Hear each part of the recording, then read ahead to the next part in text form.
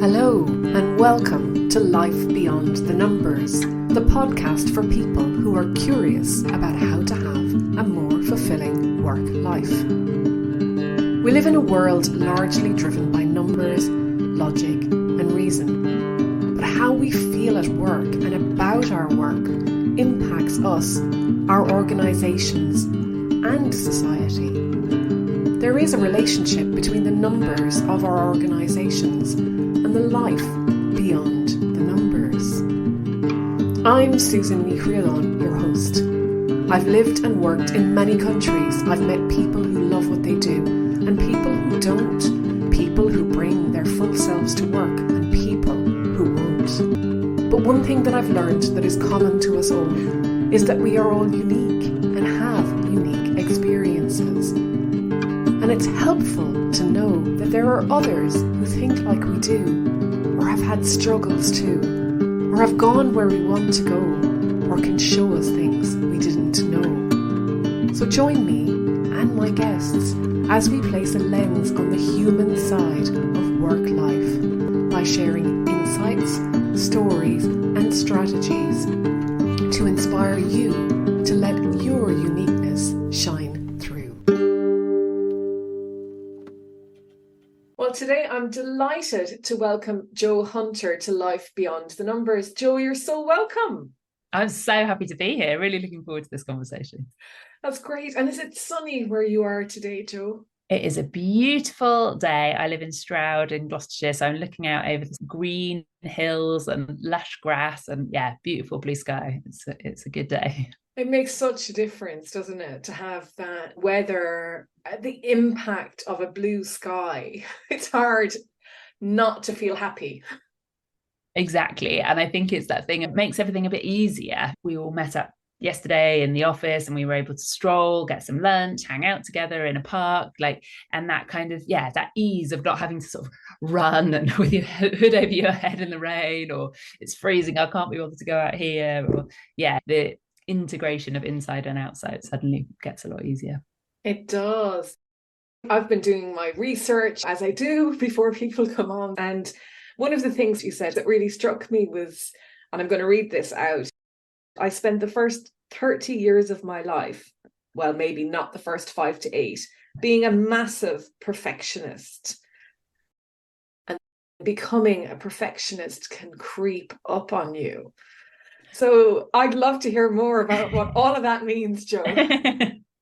Well, I think for me, those first 5 to 8 years, I was sort of very much, as most kids are, love to play, love to make stuff up. I was always doing shows and dances, but I was also I really think of myself then, or feel myself then being big with lots of ideas and not many edges. And sometimes I think I felt like I was a bit too much for people, but people enjoyed that joy and energy of me. So I tried to keep that, but then smooth down the edges. And as I got to school, I was sort of, relatively clever and good at stuff. And so that was really encouraged in me to kind of keep doing the things I was good at. And I think the more you're encouraged to do the things you're good at, as we are in school, we start to focus on those things and not necessarily the things that we love or we enjoy doing for fun. And although I was someone that kept a lot of creativity around me, or certainly kept a lot of arts around me, doing singing, doing dancing, doing drama, what I think I stopped doing was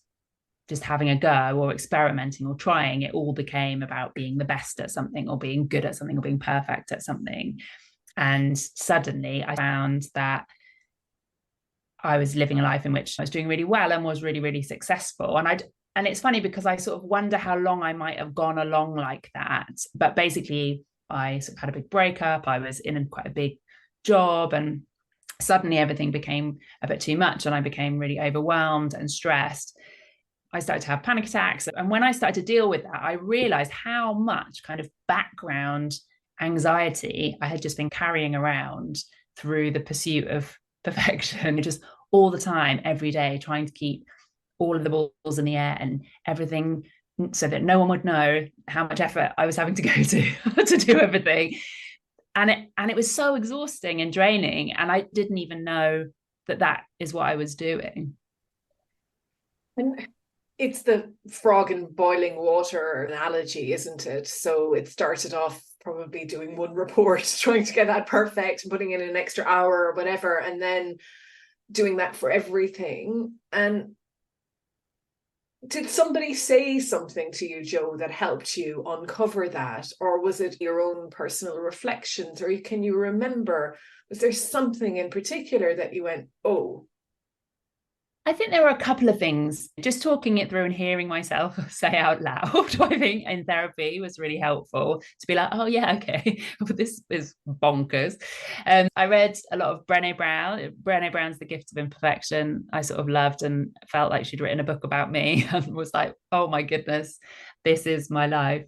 But also I think to me, one of the biggest things that happened was I started thinking about creativity. I took this month off work and I did little creative challenges every day. I also did a couple of courses that were really transformational and were very much about reconnecting with myself. And in that, I suddenly rediscovered that a bit of me without the edges, the really full of joy, like this hugeness of fun and joy and exuberance and love. And I thought, oh, now I feel relaxed. Like now I feel like me again. And so it wasn't about removing the imperfection. It was like just busting out by being so full of love and of happiness that I was like, oh yeah, why would I box myself in with that again? And not say I don't do that, because it's quite a hard thing to unlearn. But I think what I really found during that time and through the rediscovery of my creativity, I refound myself. I refound who I wanted to be in the world. I also could see why people would love me like that. And I think ultimately what I had come to believe was the thing that made me lovable was all the perfect stuff. Whereas actually that's the opposite, really. The stuff that people love about me is when I'm not trying to do that. And again, that's something about myself that is hard to unlearn, but it's where I feel happiest when I remember that for myself. And you use the word love a lot in there, which is really lovely to hear as well. And I actually kind of feel it coming from you in the word exuberance as well, because you're beaming. But if I just take you back into the school experience, because one of the things you said was doing something that you're good at versus doing something you enjoy. And I wonder if this is something a lot of us, do we mistake one for the other? So do we think if we're good at something that then that's enough, even if we don't enjoy it?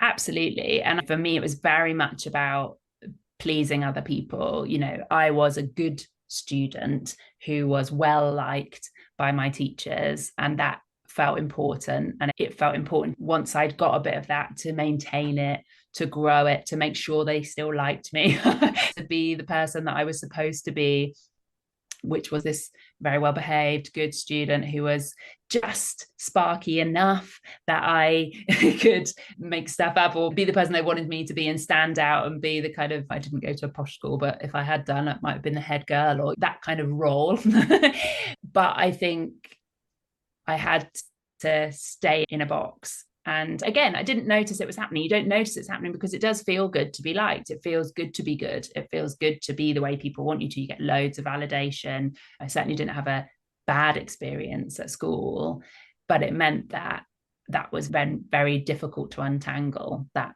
part of me. I don't want to stay in school for too long, but the other thing I wonder about school, are our choices limited?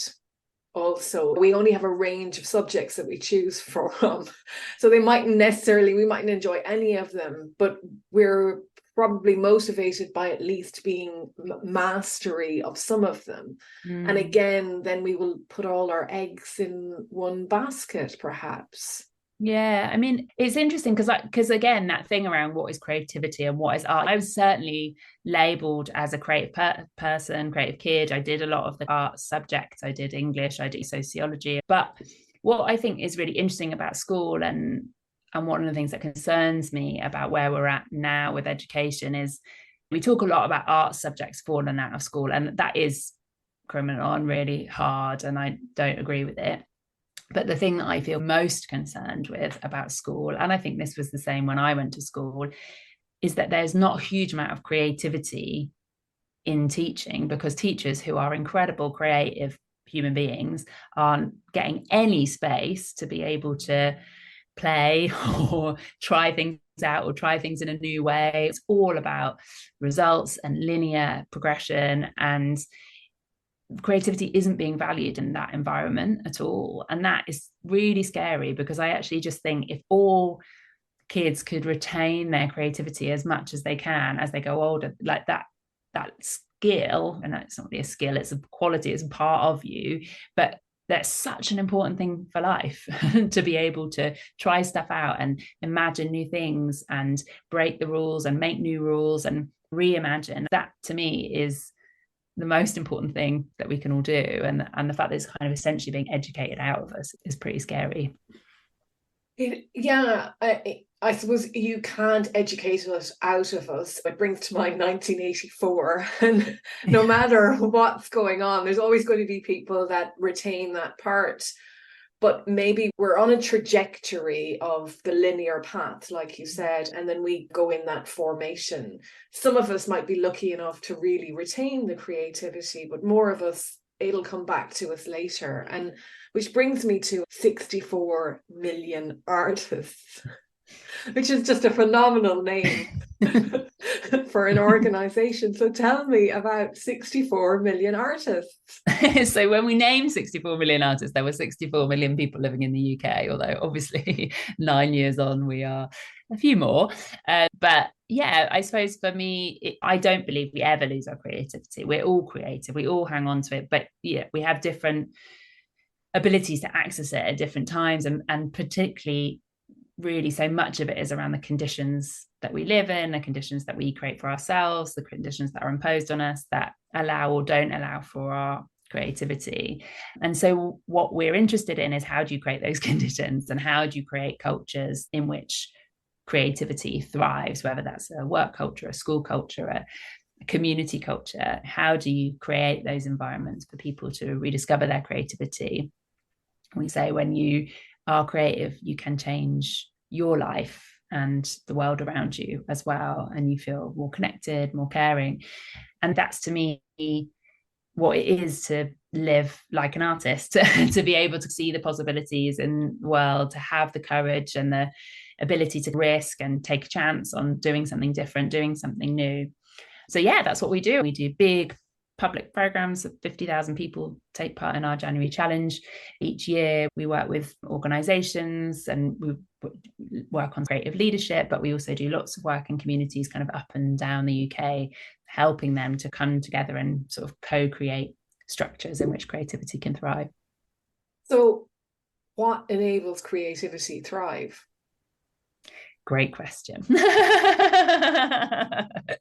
It's really interesting, because we always say, is creativity the kind of tool, or is it the end goal? And actually, I think for us, it's always circular and cyclical, in that we're using creativity in order to enable creativity, which then enables more creativity. The things that are important are creating an environment in which people trust each other and feel safe.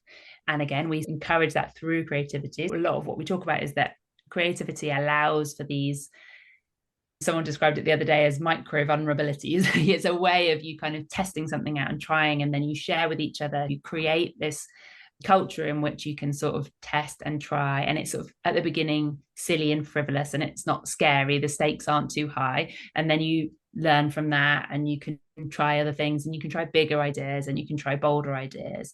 So a lot of it is looking at that, also around creating connection. So those vulnerabilities allow us to get to know people in a different way. One of the things I really enjoy is going into an environment that is often not associated with a lot of vulnerability. We do a lot of work in higher education. We do a lot of work in universities, big Russell Group universities, with a lot of hierarchy and particular kind of environment. And this work is amazing, because actually so often you're invited to come in with all your status and your hats and all the things that you do. Whereas actually, if you start to get people to share what makes them smile, or try different activities and then share them with each other, you suddenly create an environment in which people just are allowed to be themselves and show up. And from there, they can create much bolder, much more interesting ideas because they're building a sense of self that is more congruous with who they are.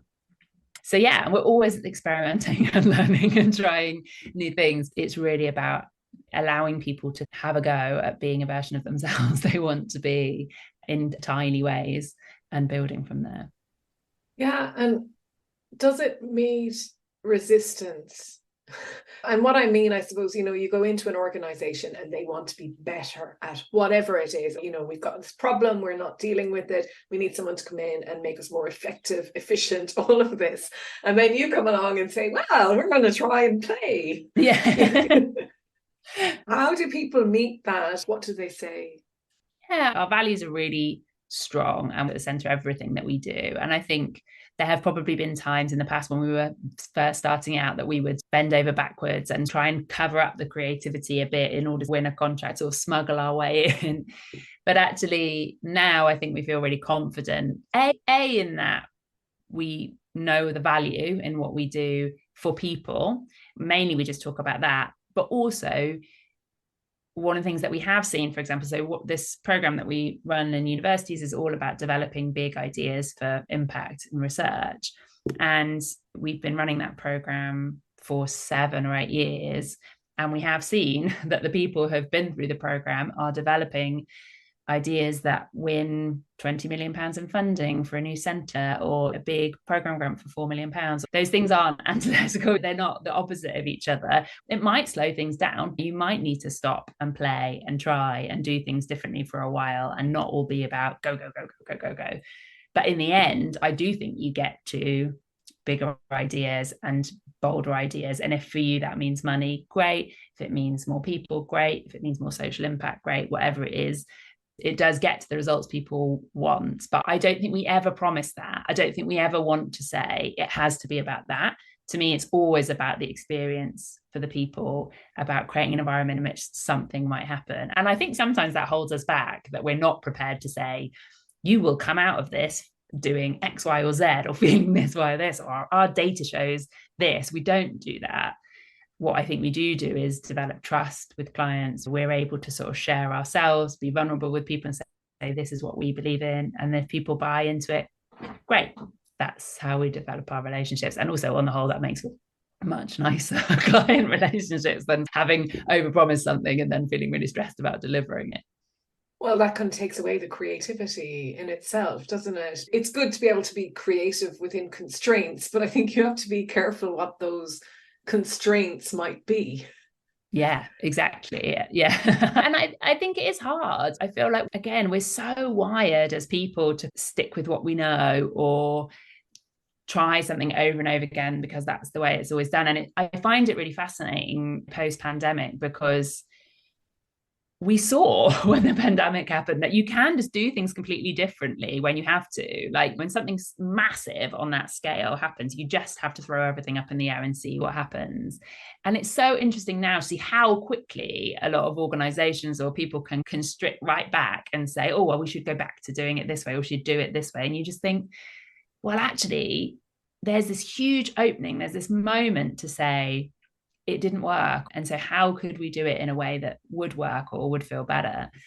And we might not know the answers yet, but how do we allow ourselves to be with uncertainty? I mean, that I think so much of all of this stuff is that people find that really, really scary, which I totally understand. And I definitely am someone that have really increased and improved my tolerance for it, which I think is a real benefit, but it is still hard and difficult to be with uncertainty. But I do think that's where all the boldest and best ideas come from. Yeah. And I was thinking about this because Einstein's quote, if I had an hour to think about a solution or whatever it is to a problem, I would spend 55 minutes on the problem and then 5 minutes on the solution, because that's the other thing. I think we often rush to fix something or to create, funnily enough, a solution without necessarily spending the time understanding the problem. or the drivers of the problem or the root causes, because we want to move on to the next thing. And perhaps that's the same when it comes to creativity. Creativity is fine if we have time. Yeah. We want to get on and solve the problem. Yeah. We'd like to do that in a creative way, but not spend any time at it. Yeah. Yeah. I think that's so true. And I think so much really as well of creativity is in the delving in to the issue, because I think it's also around how do you equip yourself with the courage to look at the hard stuff. It's like we talk about the mental health crisis in the UK, and everyone's like, what are all the solutions? Like, what's the solution to the mental health crisis? What shall we do? Rather than let's have a long, hard look at why we are in a mental health crisis. We've been in recession forever. All social services are completely breaking. The health service is breaking. People are breaking. The economy isn't serving people. Huge numbers of people on the poverty line can't feed themselves. That's why we're in a mental health crisis. And actually, if we come from there and if we think about things like that, then we can start to come up with completely different solutions, which aren't let's stick everyone in therapy. I mean, great if we could stick everyone in therapy, but it's much more like, how do we make sure that people can eat? Because then maybe they might feel a bit better about their lives and themselves. So yeah, I think to me also creativity helps me have the kind of courage and the stamina to look at that difficult stuff, because yeah, that's where I feel like the solutions will come from, is the walking around in the dirt trying to get to what actually help.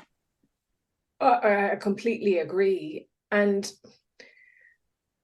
we've used the word creativity a lot, okay? And you have 64 million artists. And when I think of artist, I think of somebody drawing. I mean, that is the first thing that comes into my head. And I think creativity is so much broader than that. And so, what is creativity, Jo? Yeah, that is such a great question. I feel like I am always using like 50,000 different definitions for it.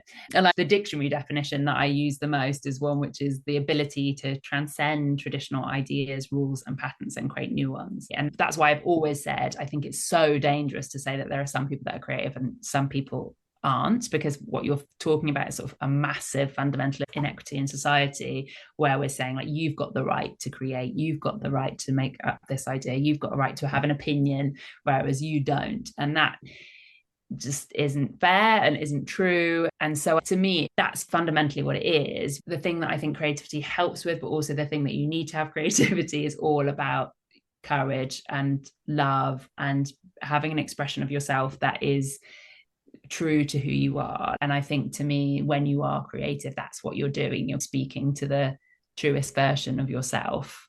And that's the thing that I feel most passionate about. There's this great Vincent van Gogh quote, which is the most artistic act there is to love someone. I just believe that so passionately, like that what we're giving to the world when we're able to be a true version of ourselves is love, and we are able to put love out into the world. We're able to receive love, we're able to share love with other people, and that's the world living artfully. Like that's us all being artists, is having that freedom. And I think that's what's beautiful about art and creativity. And yeah, sometimes for some people it's drawing, sometimes it's exploring, sometimes it's expressing yourself, sometimes it's writing and singing and doing the more arty things. And for some people it's not, it's how you solve problems with numbers or how you do whatever. Like it's different, it looks different for everybody. Yeah, that's interesting how you solve problems with numbers, because I think for me, accounting was creative in that regard, because I just loved getting stuck into numbers and figuring things out and moving things around and getting them to do stuff. Yeah, it's great. Yeah. And I think as well, what we talked about earlier, I was good at it and I enjoyed certain parts, but it didn't mean that it was what I loved to do either. And I think it's easy for us to go into a career that we are good at, but don't necessarily enjoy. So can we have both though, Jo? Can we be in a career that we're good at and be creative outside of that job, that 9 to 5 or whatever it might be? It's probably more than that for most people, but can you find a balance that enables you to continue perhaps in your professional life, even if it's not fulfilling completely, by finding creative outlet outside of work?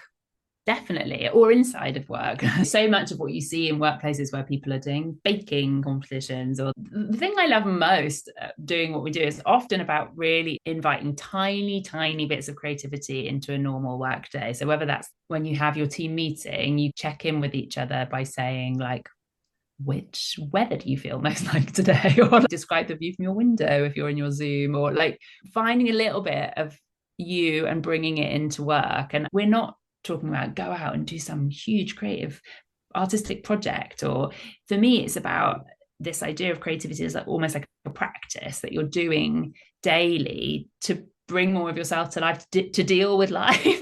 I might say it feels like sometimes at the moment, but yeah, it is. For some people, they have a really clear thing, like they do their choir, or they do their painting, or they write stories or poems, or they have a creative outlet. For someone like me, I think I'm not like that. For me, my creative outlet is often about engaging with people, or helping them with problems, or listening and coming up with solutions to stuff. Like that's how I am. That's how my creativity is for me. So I think a lot of it is really about identifying what the thing is for you that brings you to life, and thinking about how do I do that as much as I can. So sometimes thinking, yeah, I'm going to play piano, or I'm going to do whatever outside, but also thinking about, well, what is it about the playing of the piano and how can you bring that to work too? Because what's also dangerous is that we say, well, our work life is this part of me and this is the rest of me. Whereas actually, that often ends up with you feeling stressed or torn apart because you're two different people all the time. Whereas the more that you can bring yourself to work and bring a version of you that you feel comfortable sharing, the happier I think you will be. Yeah, and you said something, an expression of yourself who is true to who you are. I think that's really beautiful. And maybe for many of us, we don't really know who we are until we reconnect, because at some point we did, but we reconnect with that true expression of ourselves. So if someone's listening to this today and they're thinking, ooh, I don't really know what that means. Yeah. Or I don't think that applies to me, Yeah. because we do rationalize stuff like that as well. How would you get someone to start thinking about maybe those little micro creative moments?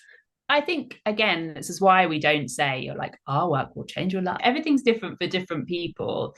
What I would say is, for me, that throwing myself into doing something creative and risking having a go at something and not being very good at it really opened me up and really helped me change how I approach the world. So what I would say is, if you are feeling stuck, or if you're not feeling very much like yourself, or you're struggling with that, I'm doing this at work and this outside of work, think about that idea of micro creativity. You can find all sorts of stuff on our website. We do a weekly challenge that you can try. We do this daily challenge in January, but we also have groups and events and things that you can join.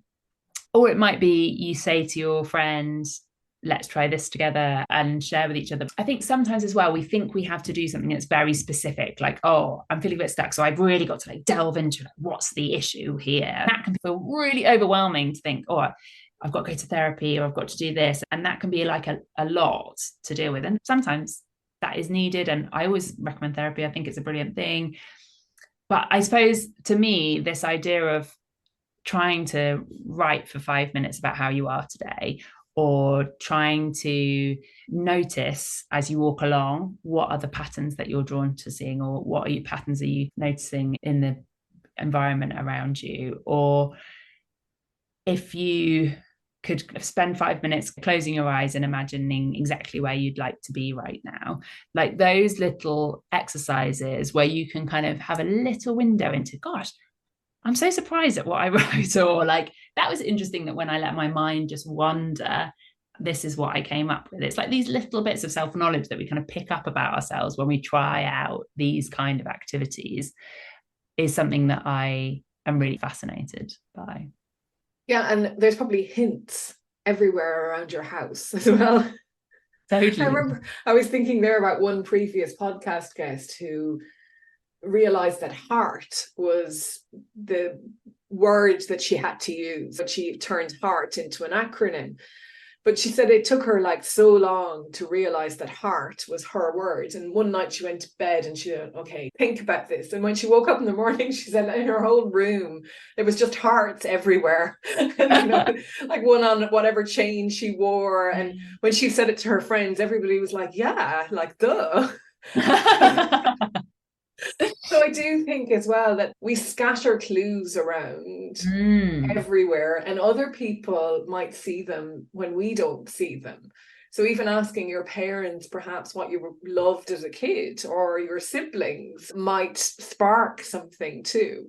Definitely. Often we'll have an element of, in one of the January challenges, about getting feedback from someone or like sharing gratitude with people. And it's lovely because you get such an insight into sort of how people see you, and it's lovely. Like, it's lovely to give ourselves that feedback. But also I think that thing of like how much meaning we've got in our heads. We'll often do an exercise where it's sort of like pick an object to represent how you are today. And then so anyone will pick anything up, but then you'll notice how much meaning you're putting into something. This is a really great organization called Street Wisdom. Yes. Who do this. Yeah, but they're brilliant. And I worked with them a while ago, several years ago, actually, when we first started out with 64 Million Artists. And yeah, this idea that you will go on a walk, and as you're going on a walk, you'll ask a question and the environment will answer it for you.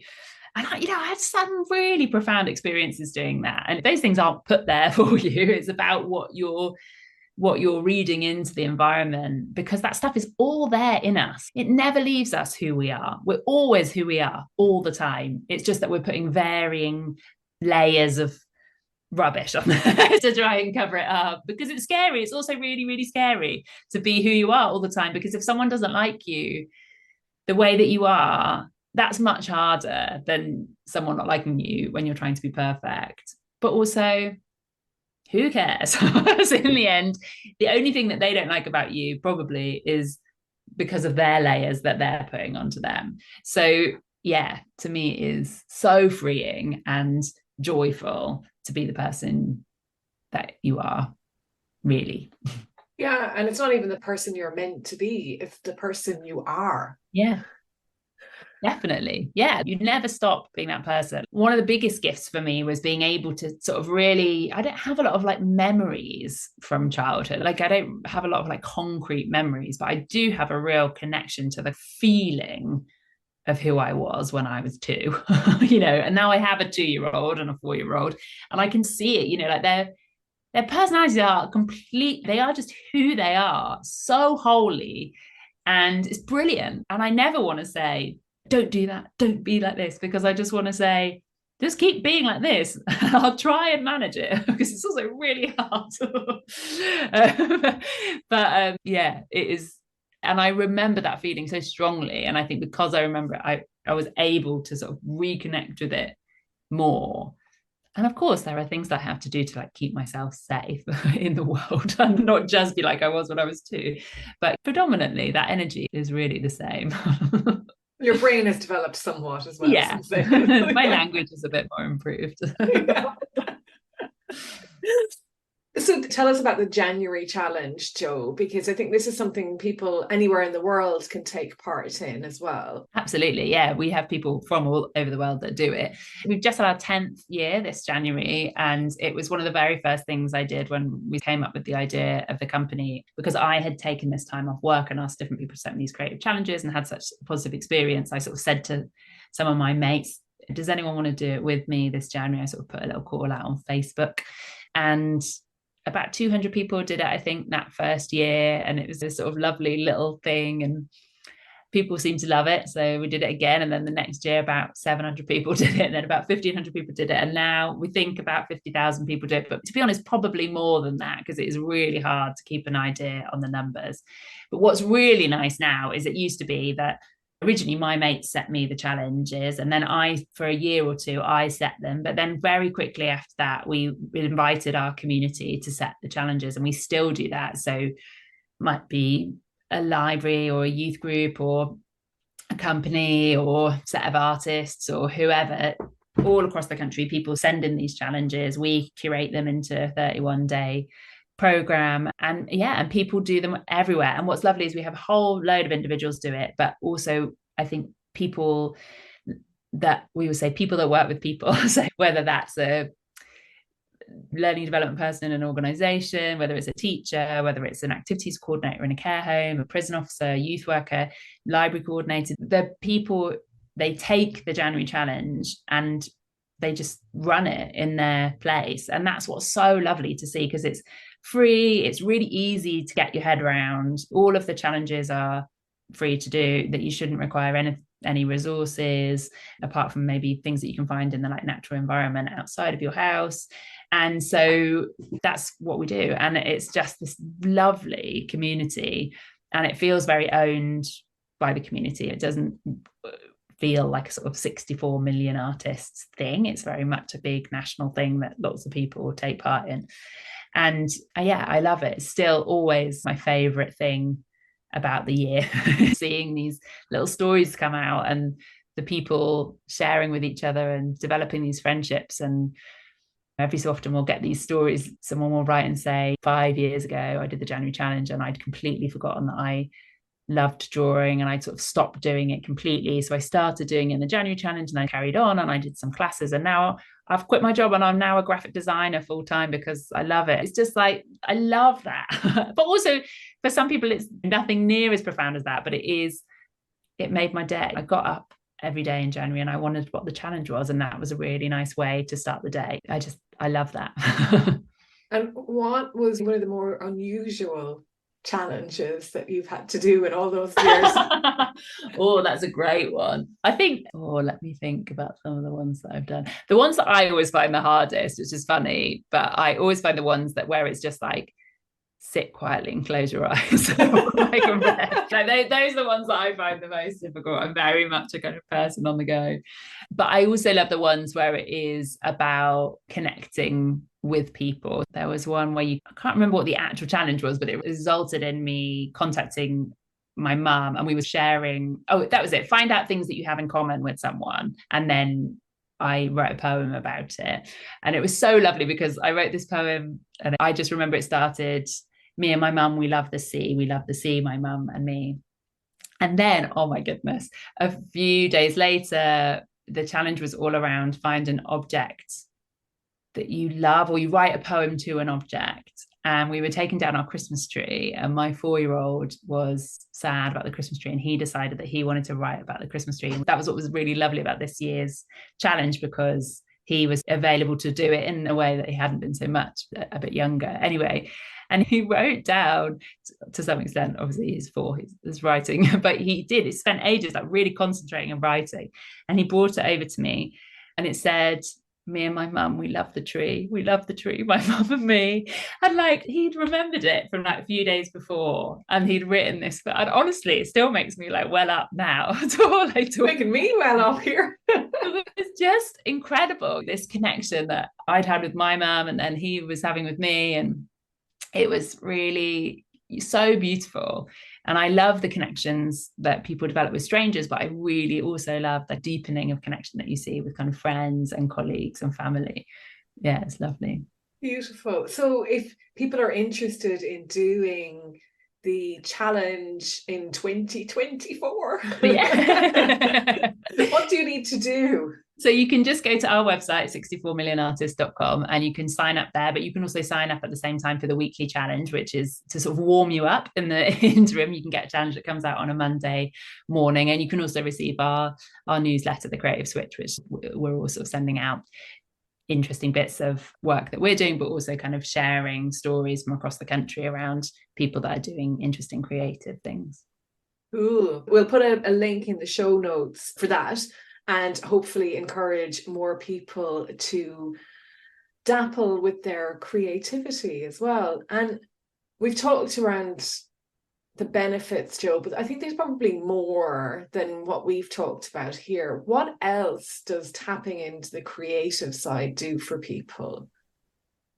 So I would say the biggest things that we've seen from the kind of data that we collect is that we see that people feel they're able to regulate their emotions. So they're able to experience, but also understand and process their emotions. So they're feeling more regulated in their mental health. They feel more connected with people and develop strong connections. A lot of people say that they feel more motivated, more driven, and that they want to get up and get out and do more things.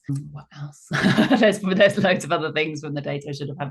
I feel like I should get better at having that stored in my head. But even that's three very clear points, I think. And when we hadn't covered all of those either. And so much of what we see is people not being able to process emotions, people not connecting with other people. Yeah, we're connected, but not deeply connected, and people lacking motivation. I mean, if you look at the engagement scores that come out about workplaces and everything, I think of gratitude challenges or any of these things that we do, that actually when you start to think about yourself and how you express yourself and what matters to you, then you can shift your relationship with the world you live in. Yeah, absolutely. And I think that's what we see. And we see it in these sort of really small little ways, but those ways grow and grow and grow and grow. And the more that you can kind of continue to do it and develop it as a practice, those turn into big, bold changes. They're big, bold work projects, big, bold life decisions. And I think that's what we'll never know all of the impact that we've had on people's lives. But what we do see is that change that we see in people in January. And we've done studies on it. We did a study with UCL that took that model with smaller groups, and we see a drop in depression, anxiety, and stress, and an increase in well-being, like a clinically significant change. So we know that it is really supporting general well-being, and it's because of all of those things. And it's brilliant because for the most part, it can be free as well. You don't need to go out and buy the latest paints or the big piano or anything. You can just wander around and take a question for a walk and see it appear somewhere.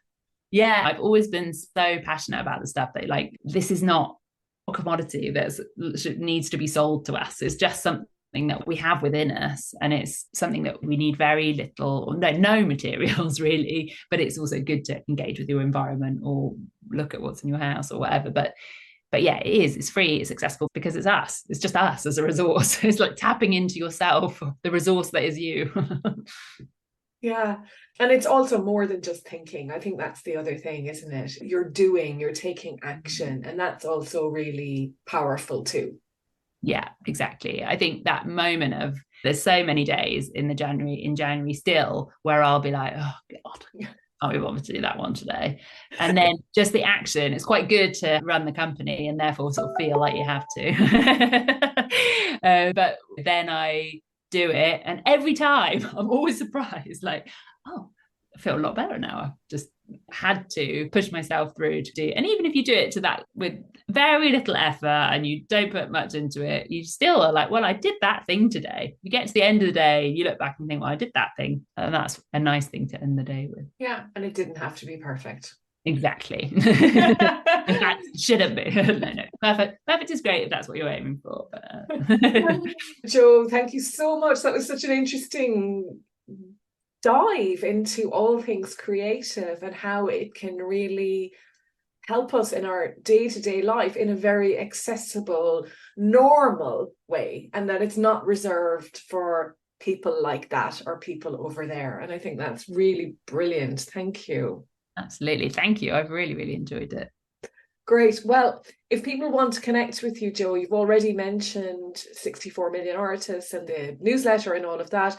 And I'll put those in details in the show notes. Anywhere else people should look? Or no, you can find us on all the socials at 64 Million Artists. But yeah, we'd love to hear from you. Great. Thank you. Great. Thank you. Thank you so much for listening. I hope you've enjoyed the paths we traversed on today's episode. If something rang through for you, be sure to let me know. Or maybe you can share this with someone in your life who would benefit from listening too. And if you enjoy helping others, I'd be so grateful if you would leave a review, so that people who might also be curious about their own life beyond the numbers can discover this podcast too.